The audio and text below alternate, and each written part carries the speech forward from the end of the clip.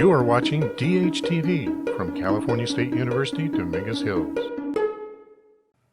It is a racist expression of a cultural legacy. Let's talk about the psychological internalization of this racist legacy.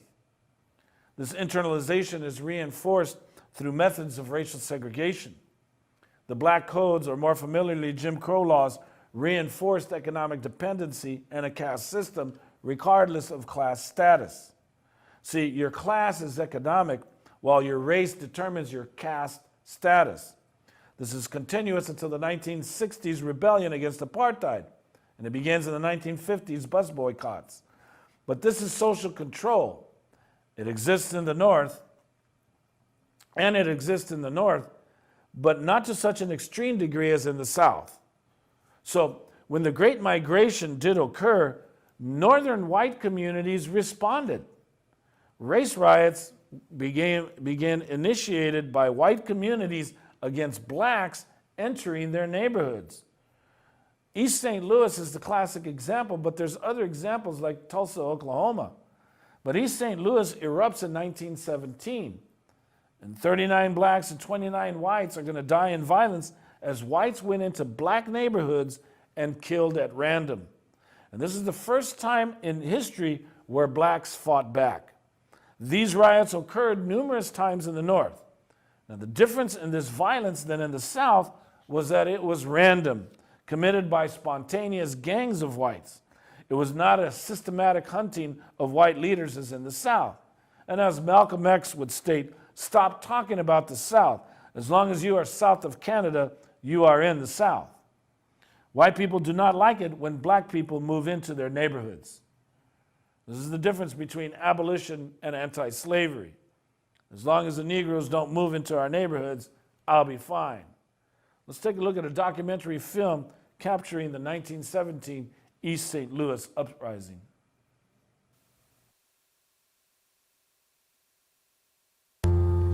East St. Louis back then was an industrial boom town with all kinds of conflicts and tensions between ethnic and political groups, between workers, companies, unions, but there were plenty of jobs. When World War I cut off the flow of immigrants from Eastern Europe, companies went to the American South for a fresh supply of cheap, unskilled labor. And now these northern industrial cities had a new issue to deal with, something they called the Negro problem. Like the Eastern Europeans before them, African Americans now left home to find work and to start new lives in northern industrial cities. And they heard that if you couldn't get a job in East St. Louis, you couldn't get a job anywhere. There had always been African Americans living in the American bottoms, but their numbers were relatively small until now. You could see it every day at the East St. Louis train station, the new arrivals from the South coming in such numbers that they were becoming more visible in town, in the factories, and in politics. These were loyal Lincoln Republicans anxious to vote, and Republican Party leaders were anxious to get them registered. It upsets the political balance in the first couple of decades, especially in that second decade. And there's lots of talk, especially in the teens, about voter fraud. The charges came from the Democrats, and during Woodrow Wilson's 1916 re-election campaign, the Justice Department investigated what was being called colonization, an alleged conspiracy to import blacks to steal elections in northern cities. One story, unsupported by evidence but widely circulated, was a plot to have blacks vote in East St. Louis, then board a train to vote in Springfield, and a third time in Chicago.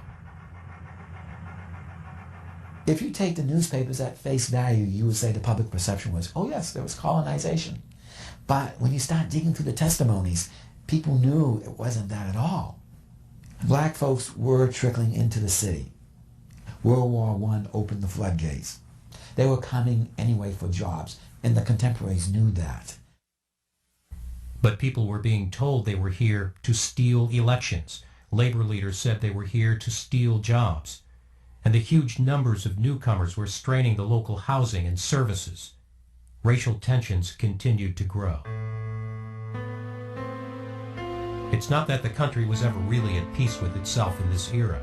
There were race riots and labor battles like these in other cities before and after. But what happened in East St. Louis struck a national nerve.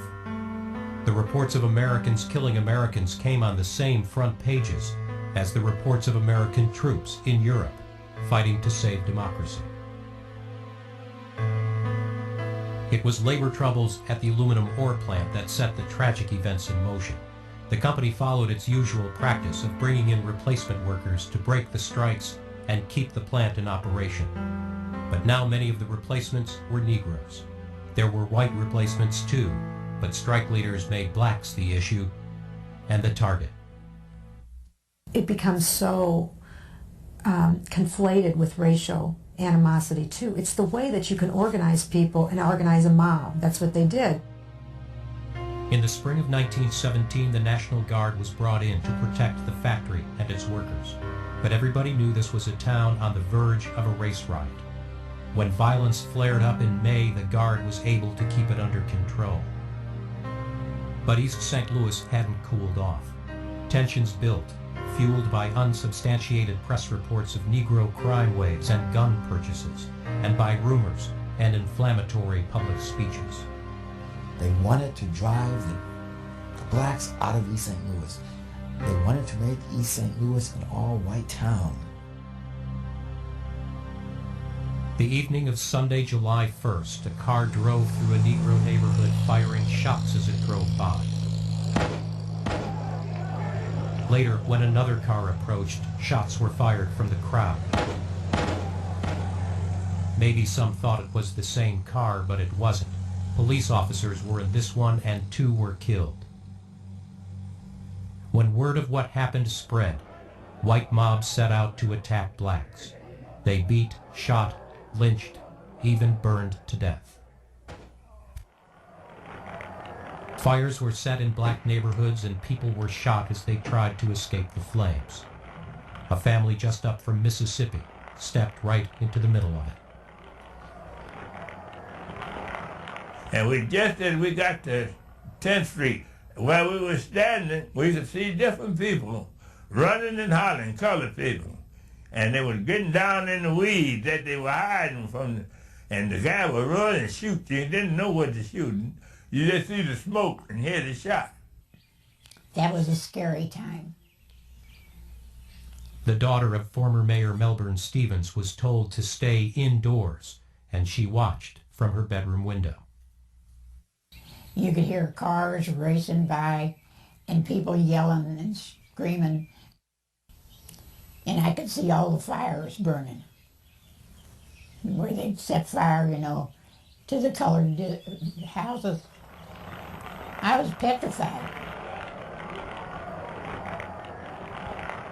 No one will ever know for sure how many people were killed in the East St. Louis race riot of 1917.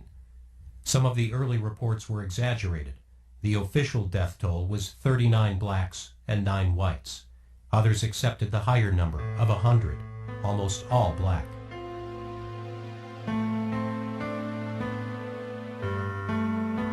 They searched for bodies, but so many people couldn't be accounted for.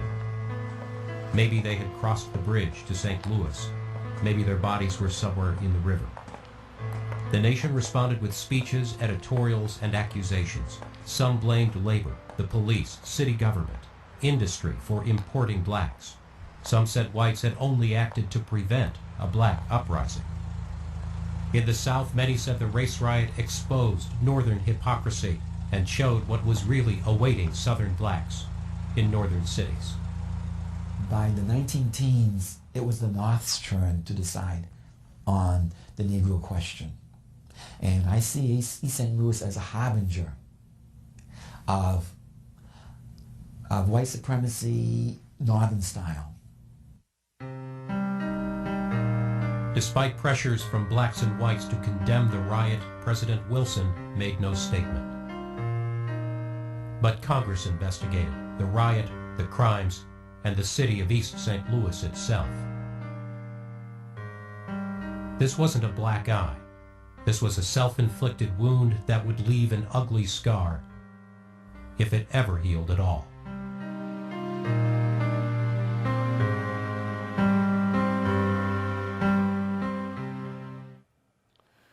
Okay, so these experiences of the Great Migration with economic dependency, the psychological internalization of racism, the violence that was inflicted on the community from hate mongers, influenced different types of responses to social control.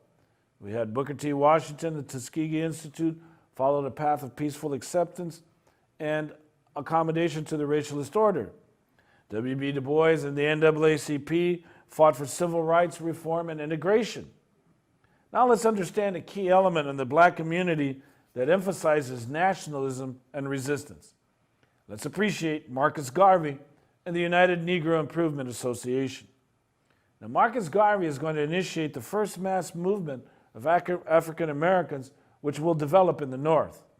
Garvey will not challenge the legal system, but he will hold out a vision of a black nation by asserting Pan-Africanism. Marcus Garvey sought black pride and economic independence through black enterprise and organizations. And when he arrived in Harlem in 1916, he challenged African Americans by exclaiming, "Wake up, you mighty race." He was a Jamaican by birth. Marcus Garvey's leadership and vision of a better life for African Americans rallied many against racial injustice. Let's watch a film clip on the importance of this man to the African American heritage.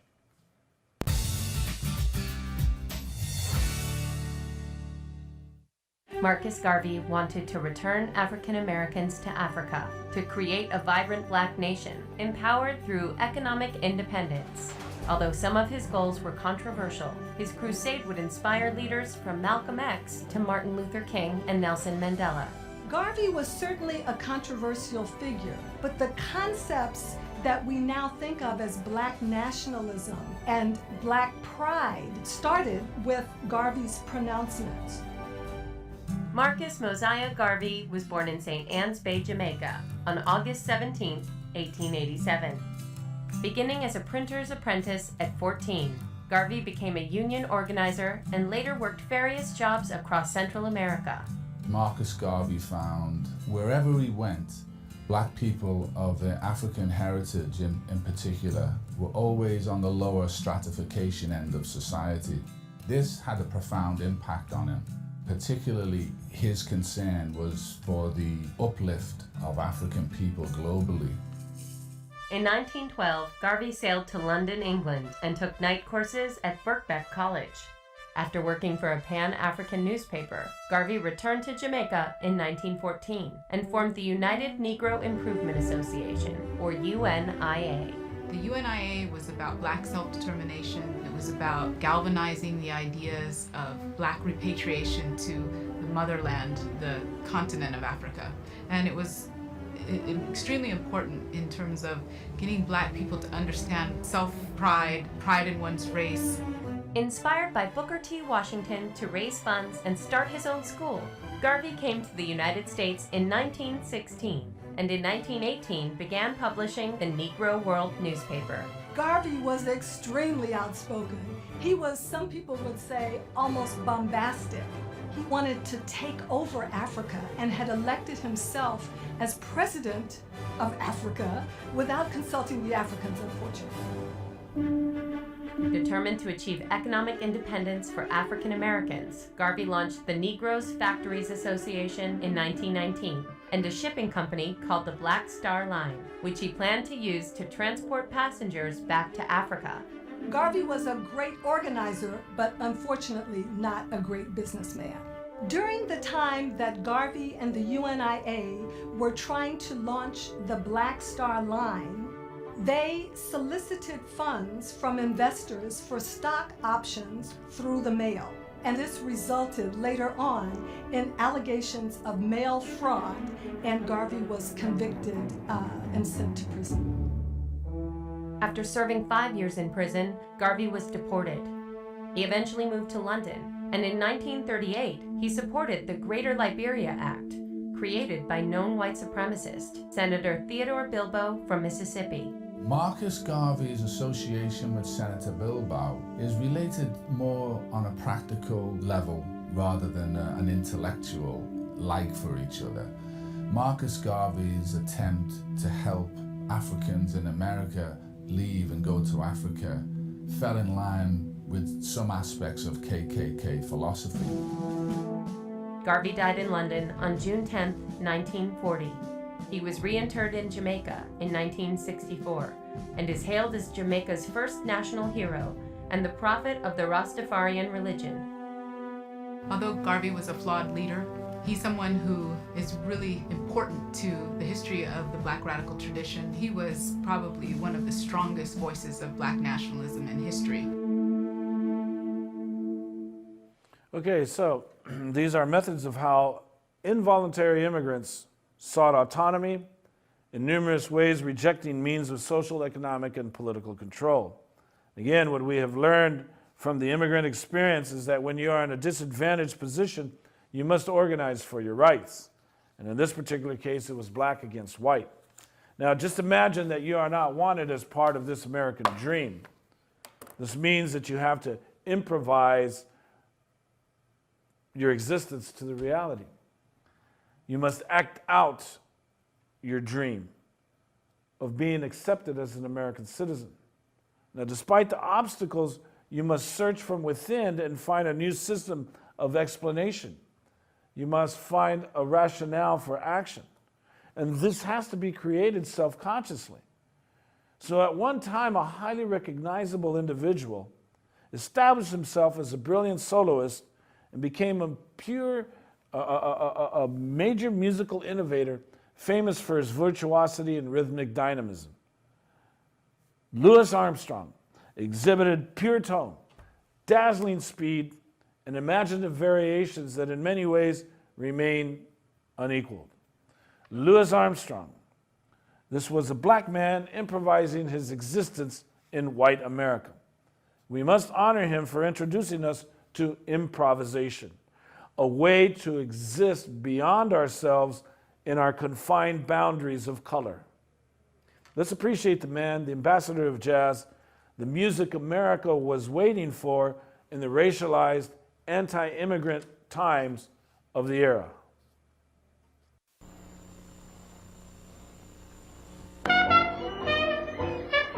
Although he always believed that his birthday was July 4th, 1900, Louis Armstrong was actually born on August 4th, 1901, in a section of New Orleans so violent, it was called the battlefield.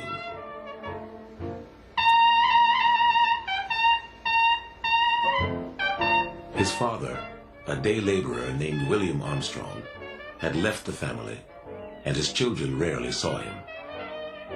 His mother, Mayanne, was only 16 when he was born, and she sometimes worked as a prostitute to support herself and her children. Louis Armstrong talks about how sometimes he didn't know what he was going to eat, and that sometimes they were on a level of poverty where he didn't know what was going to come next. He was used to his stomach growling. Knife fights, gun fights, razor fights. This is the environment that Louis Armstrong grew up in. He saw a certain side of life, but he saw everything in that side of life. He didn't see the cliche like what we would write about. He didn't see that side of life from the standpoint of an outsider who's, oh, this is such a terrible thing. He saw the whole thing of it. He saw the humor in it, the beauty in it, the ugliness of it. He saw it all, and he understood it all. At the age of 7, he went to work for the Karnofskys, a Russian Jewish immigrant family who delivered coal to the prostitutes of Storyville. Louis rode in their wagon and blew a long tin horn to let the Karnofskys' clients know they were coming. You have to think about a little kid that realizes something is wrong. And they don't know what it is, but soon they realize that what's wrong is the color of their skin. Being called nigger, seeing grown men called boy and addressed in a disrespectful fashion. And then into this environment comes somebody who's like the people that you have seen degrade all the other people you know, but all of a sudden they're nice to you. They invite you into their home. They try to look out for you. If you had something to eat. It's then with the Karnofskys as a boy, he understands, well, we're all human beings. Mrs. Karnofsky, insisted he eat a good dinner every evening before going home. And Armstrong never forgot the family's kindness to him. All his life, he would wear a Star of David and cherish Mrs. Karnofsky's lullabies. One day, Lewis spotted a battered cornet in a pawn shop window and asked the Karnofskys to advance him the $5 to buy it.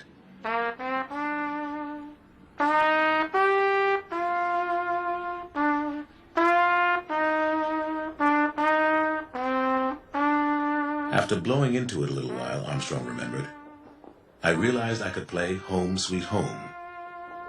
Then, here come the blues.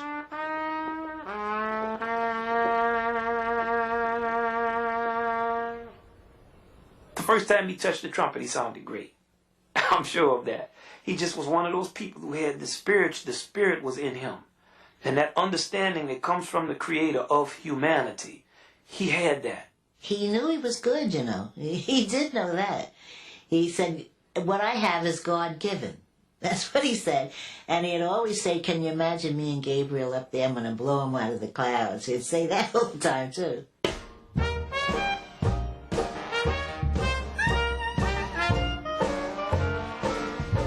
It's a general rule that children look for heroes. They look for people to emulate. And in that community at that time, you were going to either emulate the guy with the pistol who, whipped his whores in the bar in front of everybody to show what a man he was, or the musicians, because the musicians were very highly respected. They were an essential part of the community. Every family function, from a birth to a Sunday picnic to a funeral, was a musical event. Musicians were important. They dressed well. They were treated well. At age 11, Armstrong dropped out of school for good, formed a vocal quartet that sang and danced on the street corners of Black Storyville, and listened to the new jazz music that was everywhere around him.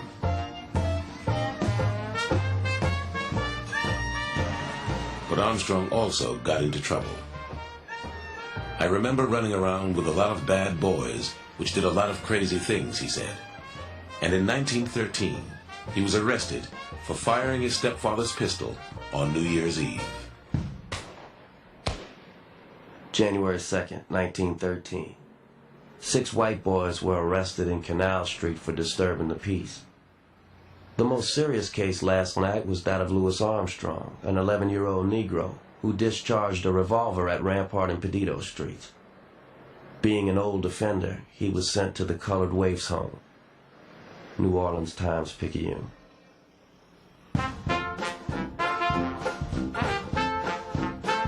Within a few months of his arrival at the Colored Waifs Home, Armstrong was the best cornet player in its marching band, even though its manager was convinced that no boy from the battlefield would ever amount to anything.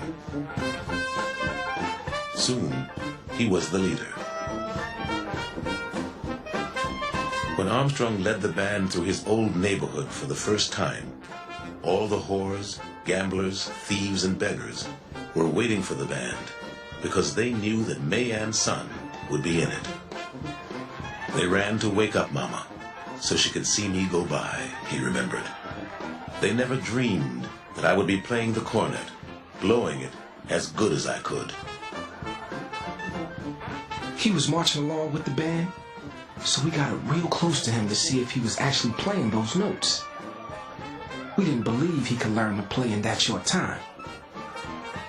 I can still remember he was playing Maryland, My Maryland. And he sure was swinging out that melody. Zooty Singleton. The onlookers were so proud to see that little Louis, someone from their neighborhood, had done so well that they dropped enough coins in the boys' hats to pay for brand new instruments and uniforms for the whole band. Okay, so that's the Black Experience.